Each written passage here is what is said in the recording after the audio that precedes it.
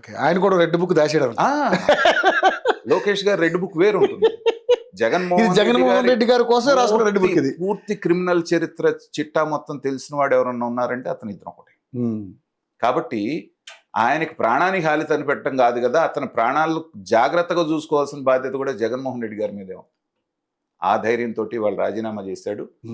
ఆ పక్క నుంచి నన్నేమి చేయరు వీళ్ళు చేయలేరు అన్నటువంటి నిర్ధారణకు వచ్చిన తర్వాత ఈ గోలంతా ఎందుకు, సీపోర్ట్ విషయంలో కూడా ఏమంటున్నారు, నీకు ఎంత రావాలో అంత ఇస్తాం, లేకపోతే నీ రైట్స్ నువ్వు తీసేసుకొని ఇప్పుడు ఆ కేవీ రావు తోటి వీళ్ళు చర్చలు జరుపుతున్నారు లోపాయికారిగా దాన్ని ఇది చేసుకోవాలని. సో ఒక స్టేజ్లో మీకు ఎవరికైనా సరే ఒక స్టేజ్ దాటిన తర్వాత ఏంటంటే చీ అనిపిస్తుంది, అంతే కదా సార్. సో ఇంత చేసిన తర్వాత చేయించుకున్నవాడికి విశ్వాసం లేదు. ఎవరి కోసమైతే కష్టపడ్డాం వాడే అవమానిస్తున్నాడు.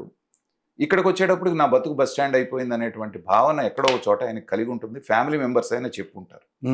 అందుకని ఇందాక మనం నర్మగర్భంగా చెప్పినటువంటి విషయాల్లో ఇంకో విషయం కూడా మనం గమనించాల్సింది ఏంటంటే, నాకు సేవ చేసే అవకాశం జాతీయ స్థాయిలో ఇచ్చినటువంటి బీజేపీకి కృతజ్ఞతలు మోడీ గారికి, షా గారికి అన్నాడు. అసలు ఇది ఇచ్చింది ఎవరు నీకు అవకాశం? జగన్మోహన్ రెడ్డి. పైగా ఎవరినైతే నువ్వు పనికి మాలినతనంగా తిట్టావో, క్యారెక్టర్ అసాసిన్ చేసి మార్చావో, అదే చంద్రబాబు నాయుడు గారితో కానీ వాళ్ళ ఫ్యామిలీ మెంబర్స్ తో నాకు ఎలాంటి వ్యక్తిగత వైరం లేదని ఇంకో మాట స్టేట్మెంట్ ఇచ్చాడు.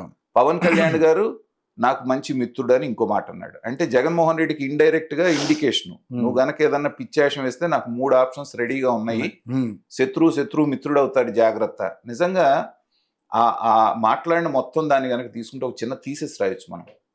అంత తెలివితేటలతో అంత జాగ్రత్తగా మాట్లాడి ఎవరికి పంపించాల్సిన సందేశం వాళ్ళకి పంపించాడు. మంచి పరిణితి చెందినటువంటి రాజకీయ నాయకుడు అప్పుడు కనిపించాడు.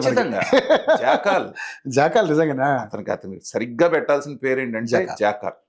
సూపర్. సో ఆ జాకాల్ తెలివితేటలన్నీ కూడా ఆ ప్రెస్ కాన్ఫరెన్స్ లో చూపించాడు.